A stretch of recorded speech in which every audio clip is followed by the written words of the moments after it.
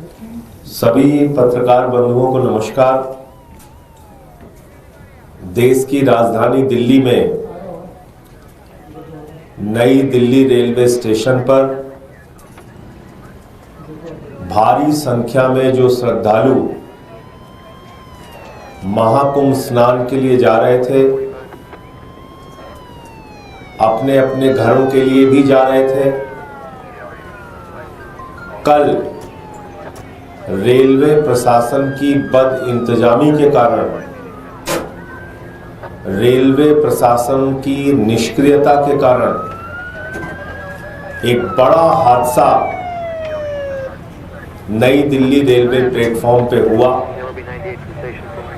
और जिसमें कितने लोग मारे गए उसका कोई सही आंकड़ा अभी तक सामने नहीं आया है। कोई कह रहा है 15, कोई कह रहा है 18। जो चश्मदीद हैं, जो वहां मौजूद थे घटना के वक्त, उनमें से कई लोगों का कहना है कि ये संख्या बहुत ज्यादा है। लेकिन हर बार हमने देखा कि जब भी सरकार की निष्क्रियता के कारण, सरकार की खामियों के कारण, उनकी लापरवाही के कारण कोई घटना होती है तो पहला काम किया जाता है लीपापोती का। जिन लोगों की जान चली गई उनके प्रति कोई संवेदना नहीं है। जो लोग घायल हो गए उनके प्रति कोई संवेदना नहीं है। रिपोर्टर्स के मोबाइल तोड़ो, उनको असलियत कैद न करने दो अपने कैमरे में। सरकार की तरफ से पहले मना करो कि कुछ हुआ ही नहीं है, अफवाह है, झूठ है, गलत है जो कुछ भी चलाया जा रहा है। फिर मजबूरी में जब मरने वालों की लाशें सामने आ जाती हैं तो मना किया नहीं जा सकता, मजबूरी में स्वीकार किया जाता है, फिर उस पर लीपापोती शुरू की जाती है। सबसे बड़ा सवाल है कि ये कब तक चलेगा इस देश के अंदर। देश के रेल मंत्री की, देश के सरकार की जवाबदेही कब तय होगी? कितनी दुर्घटनाओं के बाद पटरियों पे ट्रेन आपस में टकरा जा रही है, 3-3, 4-4 ट्रेन आपस में टकरा जा रही है, सैकड़ों की संख्या में लोग मर गए, उसको दबा दिया गया, भुला दिया गया। रोज ट्रेन एक्सीडेंट हो रहे हैं, उसको दबा दिया गया, भुला दिया गया। कल जो वीडियो आया है वो बहुत हैरान करने वाला है। नई दिल्ली रेलवे प्लेटफॉर्म पे हजारों की संख्या में लोग दिख रहे हैं, हजारों की संख्या में। पूरा प्लेटफॉर्म भरा पड़ा हुआ है, लेकिन वहां रेलवे का प्रशासन नहीं दिख रहा है। उस भीड़ को कैसे व्यवस्थित किया जाए, कैसे नियंत्रित किया जाए, कैसे लाइनों में किया जाए, इसके लिए कोई रेलवे प्रशासन नहीं दिख रहा है। भगदड़ हो गई, लोगों की जान चली गई। रेल मंत्री जी इनकार कर रहे हैं पूरी घटना से, कुछ नहीं हुआ। दिल्ली के एलजी महोदय एक ट्वीट करते हैं, 29 मिनट बाद उस ट्वीट को एडिट करते हैं।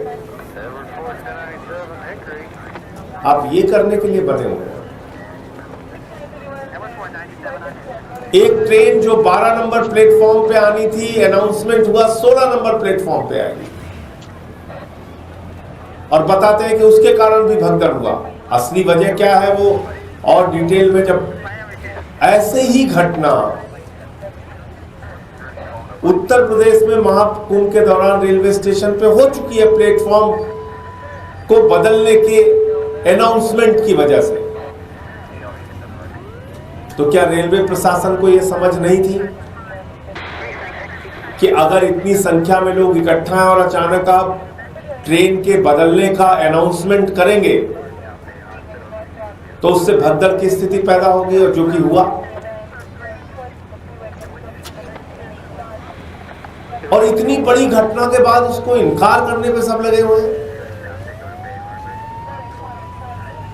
तो इसलिए कई बार ऐसा लगता है कि क्या मरना हम लोगों की नियति बन गई है।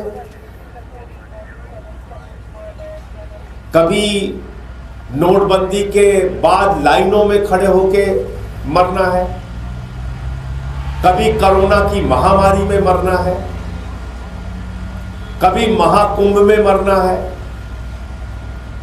कभी ट्रेन के एक्सीडेंट में मरना है, कभी रोड के एक्सीडेंट में मरना है, कभी रोजगार मांगने पे मरना है, तो कभी फसल का दाम मांगने पे मरना है, कभी फ्लाईओवर के टूटने पे मरना है, कभी पुल के टूटने पे मरना है।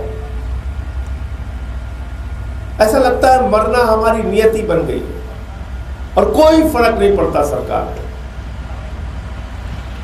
संवेदनहीनता की पराकाष्ठा है, कोई फर्क नहीं पड़ता सरकार को। इतनी बड़ी बड़ी घटनाओं पे ऐसे बयान दिए जाते हैं, शर्म आएगी आपको। महाकुंभ में इतने लोग मर गए, कहा जाता है साहब वो तो मोक्ष को प्राप्ति हो गए। तो मोक्ष की प्राप्ति उन लोगों को दीजिए जो उस बद इंतजामी के लिए जिम्मेदार है, उनको भी बोलिए आप मोक्ष प्राप्त कीजिए।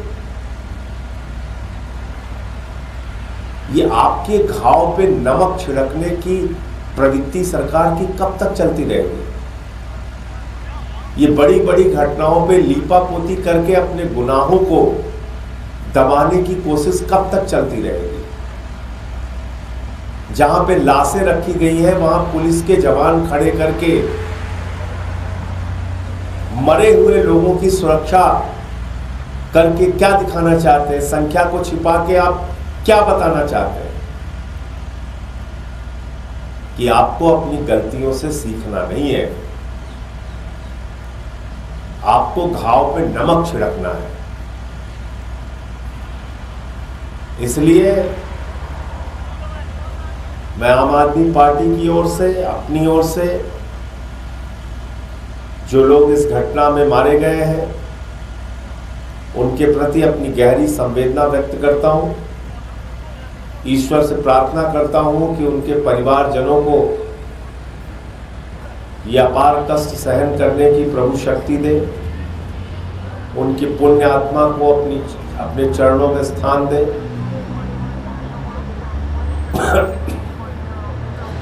और इस सरकार को सद्बुद्धि दे कि कम से कम ऐसी घटनाओं पर संवेदनशीलता दिखाइए, उसको मना करने की, लीपापोती करने की, झूठ बोलने की प्रवृत्ति को छोड़िए और कुछ भी बोलने पर धर्म विरोधी बता देना, देश विरोधी बता देना, विपक्ष को गालियां देना, सोशल मीडिया पे कैंपेन चलाना, ये सब घटिया काम बंद कीजिए। इससे कुछ फायदा नहीं होने वाला है, ना आपका ना देश का। गालियां आप दे सकते हैं, कोई दिक्कत नहीं। हम लोग कुछ भी बोलें, आप धर्म विरोधी बता दो, कुछ भी बता दो, करो आपकी मंशा यही है। लेकिन कम से कम ऐसी घटनाओं को रोकने के लिए ईमानदारी से प्रयास कीजिए। महाकुंभ में टेंटों में आग लगने की घटनाएं हो रही हैं, भगदड़ की घटनाएं हो रही हैं। 144 साल का आपने इतना बड़ा प्रचार किया कि पूरी देश दुनिया से लोग वहां पहुंचने लगे, लेकिन उसके हिसाब से इंतजाम कुछ नहीं किया। और 2014 में तो इस देश की जनता ने भगवान चुन लिया है, तो अब उनकी कोई आलोचना तो हो नहीं सकती, क्योंकि भगवान की कोई आलोचना होती नहीं। इंसान होते तो उनकी आलोचना की जा सकती। उनके परिवारजनों को, जो लोग इस घटना में मारे गए हैं, सरकार को उचित मुआवजा देना चाहिए। देश के रेल मंत्री की जवाबदेही कब तय होगी ये बताना चाहिए, और कितनी घटनाओं का हम इंतजार करें, और कितनी मौतों का इंतजार करें, और कितने ट्रेन एक्सीडेंट्स का इंतजार करें, कब आखिर रेल मंत्री की जवाबदेही तय हो। मुझे इतनी बात कहनी थी, आपको कोई प्रश्न पूछना हो।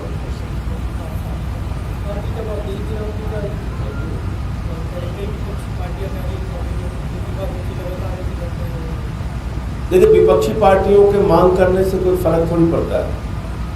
विपक्षी पार्टियां मांग करेंगी, वो कहेंगे 4 साल और रहना चाहिए।